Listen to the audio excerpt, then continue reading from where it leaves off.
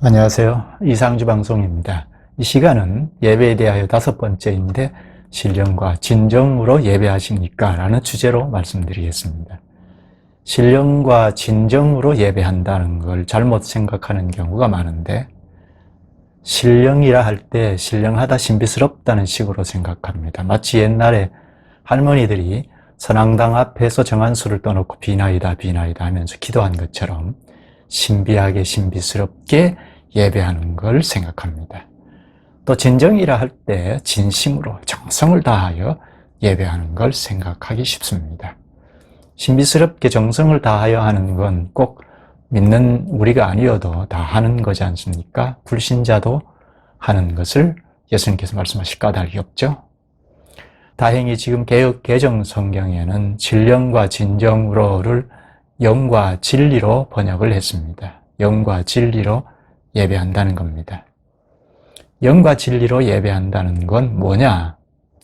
영은 영혼 할 때 영이기도 하나 성령으로 번역하는 것이 좋습니다. 진리는 말 그대로 진리의 말씀입니다. 영과 진리는 즉 성령과 진리는 분리할 수가 없습니다. 동전의 양면과 같은데 성령으로 진리로 같이 갑니다. 좀 더 구체적인 번역이라면 성령 안에서 진리 안에서입니다. 이를 본문에서 좀 더 볼 필요가 있는데 예수님께서 사마리아 여인과 대화 중에 영과 진리로 성령 안에서 진리 안에서 예배하라는 말씀을 하셨습니다. 요한복음 4장인데요. 21절 중간에 보면 너희가 아버지께 예배할 때가 이르리라 하십니다. 사마리아 여인이 예배할 장소를 물었는데 예수님은 예배할 때를 말씀하십니다. 사마리아 사람들은 그리심 산에서 예배했습니다. 당시 유대인들은 예루살렘 성전에서 예배했죠. 그 때문에 여인이 어디에서 예배하는 것이 옳은지 장소를 물었습니다. 그런데 예수님은 그리심산이나 예루살렘 장소 두 곳 다 무시하고 아버지께 예배할 때가 온다고 하셨습니다. 너희가 아버지께 예배할 때가 이르리니 여기 때는 요한복음의 때는 대개가 다 십자가의 죽음과 부활을 뜻합니다. 예수님의 대속의 죽음이죠.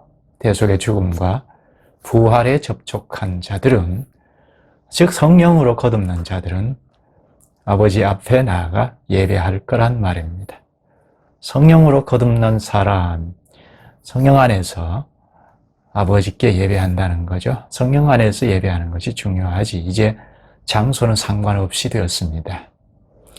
물론 구약시대에는 장소에 가야 했습니다. 건물 성전이 있는 장소에 가서 예배해야 하나님을 뵐 수 있었습니다. 그러나 그리스도의 대속의 죽음과 부활 이후에는 성전의 실체가 되신 그리스도 안에서 또는 성령 안에서 하나님을 뵙고 예배할 수 있게 됐습니다. 성전의 그림자가 구약의 건물 성전이고 건물에서 그리스도에게로 인격체로 옮겨왔죠. 성전의 실체가 예수님입니다.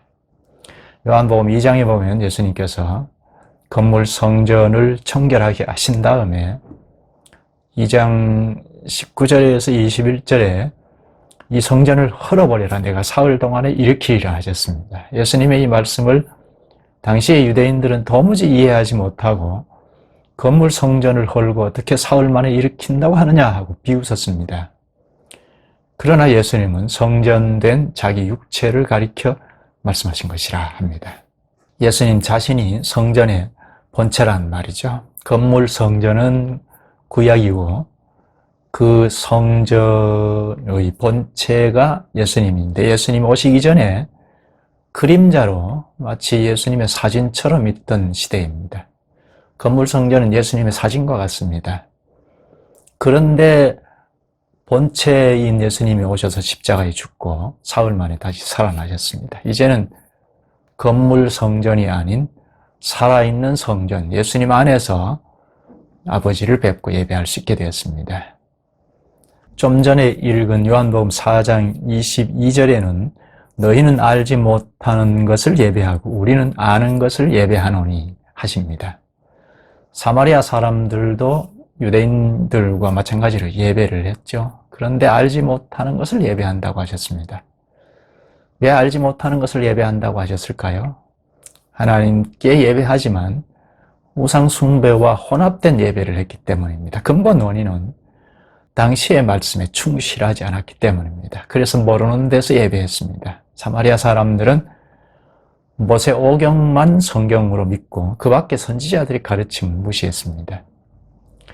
그 때문에 하나님은 명료하게 전체적으로 알아가는 기회를 잃어버렸습니다. 그래서 예배에 대하여도 명료하지 않았습니다.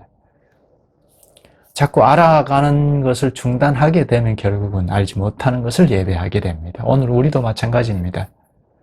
진리의 말씀을 계속 알아가지 못하고 예배를 반복하면 모르고 막연히 예배하게 됩니다.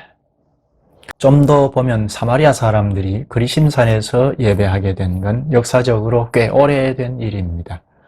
바벨론 포로에서 유다인들이 돌아오지 않았습니까? 돌아온 유다인들이 스룹바벨을 앞세워서 성전을 재건하게 되었는데 이때 사마리아 사람들도 함께 하고자 했습니다.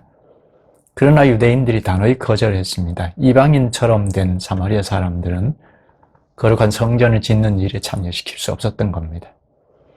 그 때문에 갈등이 시작되어 사마리아인들은 예배 장소를 그리심산에 정하고 나름대로의 성전도 세웠습니다. 그래서 성전이 두 개가 된 셈이죠. 그러기를 한 200여 년 지속되다가 주전 129년쯤에 파괴되었습니다. 그러나 사마리아 사람들은 여전히 그리심산이 축복의 산이라고 믿고 기도하는 장소로 삼았습니다. 그 때문에 이 여인도 우리 조상은 그리심산에서 예배했는데 예루살렘에 가서 예배해야 옳은 겁니까? 하고 물은 것입니다. 예수님은 답을 하시면서 우리는 아는 것을 예배한다고 하셨는데 이유가 무엇일까요? 유다 사람들은 모세 오경만이 아니고 선지자들이 가르친 말씀을 전부 다 믿었습니다. 구약 성경을 전부 알고 믿었단 말입니다. 사마리아 사람들보다 상대적으로 하나님을 잘 알고 있었습니다. 특별히 하나님이 지정해 주신 장소가 예루살렘 성전이라는 것을 인식하고 거기서 예배했습니다. 그런데 이제 예수님이 오신 다음이니까 장소가 필요 없게 되었습니다. 예수님이 그 다음 말씀하시기를 아버지께 참되게 예배하는 자들은 영과 진리로 예배할 때가 오나니 하셨습니다. 이젠 장소가 문제가 아니라는 말입니다. 아버지께 예배하는 자들은 진령과 진정으로 예배할 때가 오나니 곧 이때라. 예수님께서 죽음으로 그 대속의 은혜를 입은 자들은 하나님을 아버지로 부르며 예배합니다. 그때가 지금 왔다는 겁니다. 예수님이 이 땅에 오셨으니까 십자가 죽음을 목표하고 오셨으니까 이 땅에 오신 자체가 이미 대속 사역의 시작입니다. 그래서 아버지께 예배할 때가 이때라 하셨습니다. 이제는 성령으로 거듭난 사람들이 그리스도와 연합하여 아버지께 예배하는 때입니다. 구약 백성들은 예배하려면 반드시 성전을 통하여 아버지께 나갈 수 있었죠. 그러나 대속의 사역 이후에는 성전의 본체이신 그리스도 안에서 아버지께 나아갈 수 있게 되었습니다. 누가 갈 수 있는가요? 성령으로 거듭난 사람들입니다. 곧 재창조된 사람, 부활, 그리스도의 부활에 연합된 사람들입니다. 교회죠. 그럼 공식적인 교회의 예배란 성령으로 거듭난 사람들이 그리스도와 연합하여 아버지 앞으로 가서 예배하는 것입니다. 여기 예수님 말씀대로 하면 영과 진리로, 즉 성령 안에서 진리 안에서 예배하는 것입니다. 이렇게 예배할 수 있게 된 건 삼위 하나님께서 일하신 결과이죠. 우리의 구원을 위하여 삼위 하나님으로 나타나신 결과입니다. 그래서 우리가 예배 때는 삼위 이름으로 찬송하고 삼위 이름으로 기도합니다. 예배란 성부, 성자, 성령, 삼위 하나님 이름을 부르며 절하는 겁니다. 하나님이 원하시는 예배란 한마디로 성령 안에서 진리 안에서입니다. 화려한 예배라 할지라도 성령 안에서 진리 안에서 하지 않으면 허상입니다. 신비스럽게 정성을 다 쏟아서 예배할지라도 성령 하나님을 제외하고 진리의 말씀을 빠뜨리면 예배가 아닙니다. 종교 행위에 지나지 않습니다. 주님은 우리를 날마다 말씀과 성령으로 불러 모으시죠. 그래서 진리의 말씀을 가르치십니다. 그 진리의 말씀으로 또는 성령 안에서 아버지 앞에 나아가 부복하는 것이 공예배입니다. 적어도 주일 오전 예배, 오후나 수요일 다른 예배는 좀 자유롭습니다. 그러나 주일 오전 공예배는 삼위 이름을 부르며 절하는 겁니다. 그러면 하나님께서 절을 받으십니다. 복을 선언하십니다. 그러면 하나님이 받으셨다는 것을 어떻게 아느냐 하는 문제, 이것은 다음 시간에 말씀드리겠습니다. 또 이어서 예배의 각 순서의 뜻도 앞으로 쭉 말씀드리겠습니다. 오늘 신령과 진정으로 예배하느냐 하는 주제로 말씀드렸습니다. 이는 신령과 진정은 성령 안에서, 진리 안에서 예배하는 겁니다. 매주 성령 안에서, 진리 안에서 예배할 때 점점 더 지식부터 자라갑니다. 이런 자라가는 예배, 자꾸 알아가는 예배일 때 생생하게 예배를 드릴 수 있고 하나님이 받으시는 예배를 드릴 수 있습니다. 여기까지 할까요? 좋아요, 구독을 누르셔서 계속 시청하시면 많은 힘을 얻어서 돕겠습니다. 오늘도 힘겨운 이웃을 돌아보시는 여유를 가지셨으면 좋겠습니다. 고맙습니다.